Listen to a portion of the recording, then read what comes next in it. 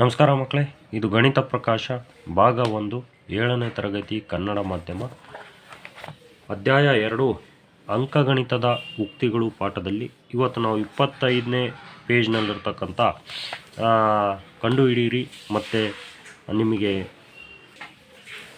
35ನೇ ಪೇಜ್ನಲ್ಲಿರ್ತಕ್ಕಂಥ ಕಂಡುಹಿಡಿಯಿರುವವರೆಗೂ ಮಾಡೋಣ.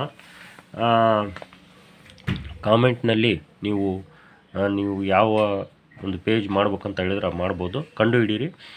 = ಚಿಹ್ನೆಯ ಎರಡೂ ಬದಿಗಳಲ್ಲಿ ಉಕ್ತಿಗಳು ಸಮವಾಗುವಂತೆ ಖಾಲಿ ಜಾಗಗಳನ್ನು ಭರ್ತಿ ಮಾಡಿ ಅಂತ. ಇಲ್ಲಿ = ಇದೆ, ಈ ಕಡೆಗೆ 13, 4, 17 ಆಗುತ್ತೆ. ಇಲ್ಲಿ 6 ಇದೆ, 17 ಆಗ್ಬೇಕಂದ್ರೆ ಇನ್ನು 11 ಹಾಕಿದರೆ 17 ಆಗುತ್ತೆ. ನೆಕ್ಸ್ಟ್ 22 ಇದೆ, ಖಾಲಿ ಇದೆ, 6 5 30, ಈ ಕಡೆ 30 ಆಗ್ಬೇಕಂದ್ರೆ 22ಕ್ಕೆ 8 ಹಾಕಿದರೆ 30 ಆಗುತ್ತೆ.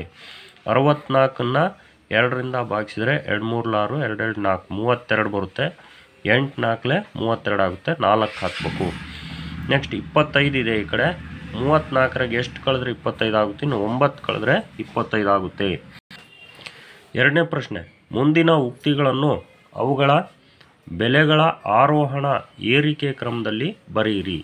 ಈಗ ಈ ಉಕ್ತಿಗಳ ಬೆಲೆಯನ್ನು ಕಂಡುಹಿಡ್ಕೊಳ್ಳೋಣ.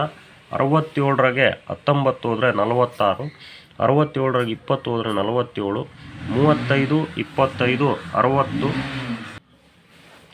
11 5 55, 120ನ್ನ 3ರಿಂದ ಭಾಗಿಸಿದರೆ 3 4 12, 40. ಇಲ್ಲಿ ಏರಿಕೆ ಕ್ರಮದಲ್ಲಿ ಬರೀರಿ ಅಂತ ಹೇಳಿದ್ದಾರೆ.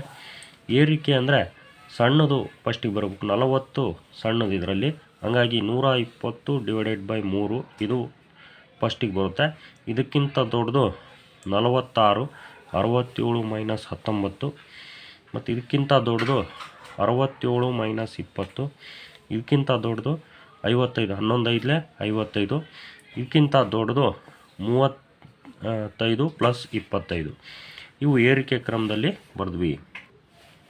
ನೆಕ್ಸ್ಟ್ ನಾವು 26ನೇ ಪೇಜ್ನಲ್ಲಿರ್ತಕ್ಕಂಥ ಇಲ್ಲೊಂದು ಪ್ರಶ್ನೆ ಇದೆ. ಮುಂದಿನ ಪ್ರತಿ ಉಕ್ತಿಯನ್ನು ಹೋಲಿಸಲು ಸಣ್ಣದು, ದೊಡ್ಡದು ಅಥವಾ = ಸಂಕೇತ ಬಳಸಿ ಜಟಿಲವಾದ ಲೆಕ್ಕಾಚಾರಗಳಿಲ್ಲದೆ ನೀವು ಇದನ್ನು ಮಾಡಬಲ್ಲಿರಾ. ಪ್ರತಿ ಸಂದರ್ಭದಲ್ಲೂ ನಿಮ್ಮ ಆಲೋಚನೆಯನ್ನು ವಿವರಿಸಿ ಅಂತ. ಇಲ್ಲಿ ನಮಗೆ 245 + 29, 246 + 285. ಇದು ನಾವು ಎಕ್ಸೈಜ್ನಲ್ಲಿ ನೋಡಿದಾಗ ಇಲ್ಲಿ 245, ಇಲ್ಲಿ 246, ಅಂದರೆ 1 ಜಾಸ್ತಿ ಇದೆ. ಇಲ್ಲಿ 245 ಇನ್ನೂ ಸಮ ಮಾಡ್ಕೊಳ್ಳೋಣ. ಇಲ್ಲಿ 285 ಇಲ್ಲಿ ಕಡಿಮೆ ಇದೆ, ಹಂಗಾಗಿ 285 ಬರ್ಕೊಂಡು ಇಲ್ಲಿ ಜಾಸ್ತಿ ಇರೋದು 4 ಜಾಸ್ತಿ ಇದೆ. ಇಲ್ಲಿ 1 ಜಾಸ್ತಿ ಇದೆ, ಇಲ್ಲಿ 4 ಜಾಸ್ತಿ ಇದೆ, ಹಂಗಾಗಿ ಇದೇ ಜಾಸ್ತಿ, ಹಂಗಾಗಿ ಇದು ಈ ರೀತಿ ಹಾಕ್ಬೇಕು. ನಾವು ಈ ರೀತಿ ಹಾಕಿದ್ವಿ. ನೆಕ್ಸ್ಟ್ 273, 145, 272, 144.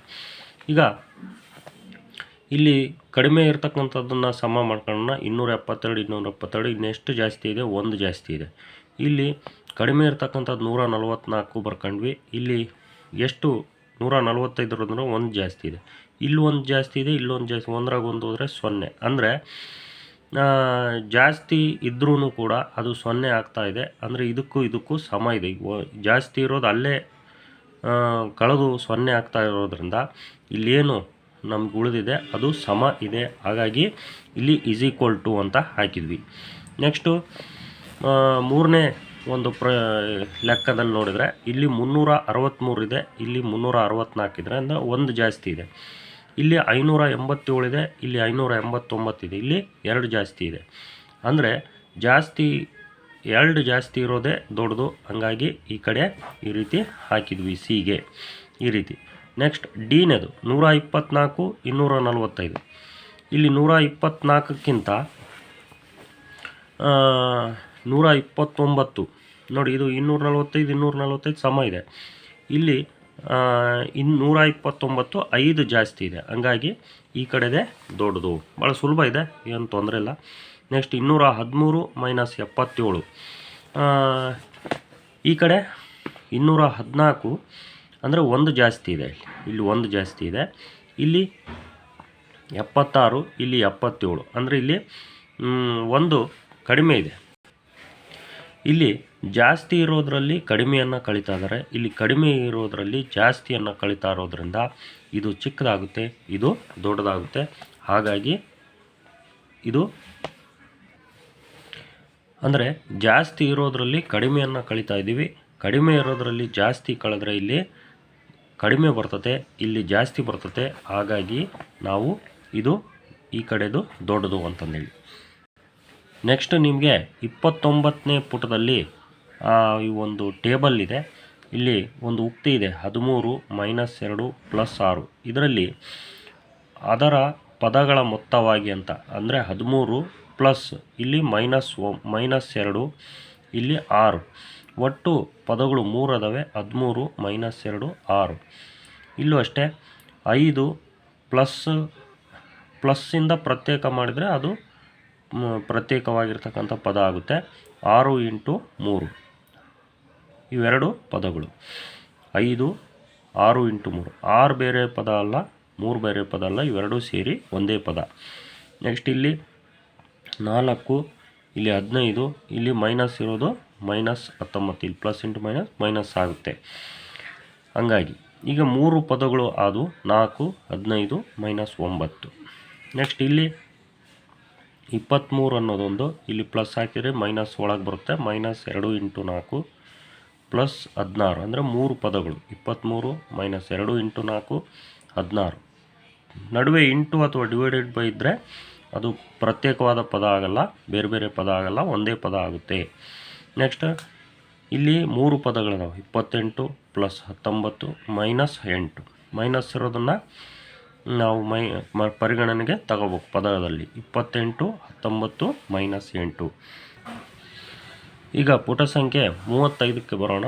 ಕಂಡುಹಿಡಿಯಿರಿ. ಪ್ರತಿ ಸಂದರ್ಭದಲ್ಲೂ ಪದಗಳನ್ನು ಬರೆಯುವ ಮೂಲಕ ಮುಂದಿನ ಉಕ್ತಿಗಳ ಬೆಲೆಗಳನ್ನು ಕಂಡುಹಿಡಿಯಿರಿ ಅಂತ. ಈಗ ಇದರಲ್ಲಿ ಎಷ್ಟು ಪದಗಳಿದಾವೆ ಅನ್ನೋದನ್ನು ಮೊದಲೇ ಬರೆಯೋಣ. 28 ಪದಗಳು. 28 - 7 8. ಇವು 3 ಪದಗಳಿದಾವೆ. ಈಗ 28 + 8 36 ಆಗುತ್ತೆ. 36ರಾಗೆ 7 ಹೋದರೆ 29 ಇದರ ಬೆಲೆ. ನೆಕ್ಸ್ಟ್ ಬಿನೇದು 39 - 2 × 6 +11. ಇದರಲ್ಲಿ ಪದಗಳು 3 ಇದಾವೆ. 39 1. ನೆಕ್ಸ್ಟ್ -2 × 3 ಅಲ್ಲ -2 × 6 1. ನೆಕ್ಸ್ಟ್ 11 1. 3 ಪದಗಳು. ಈಗ ನಾವು ಆವರಣದಲ್ಲಿರೋದನ್ನು ಮೊದಲೇ ಗುಣಿಸೋಣ. 2 6 12.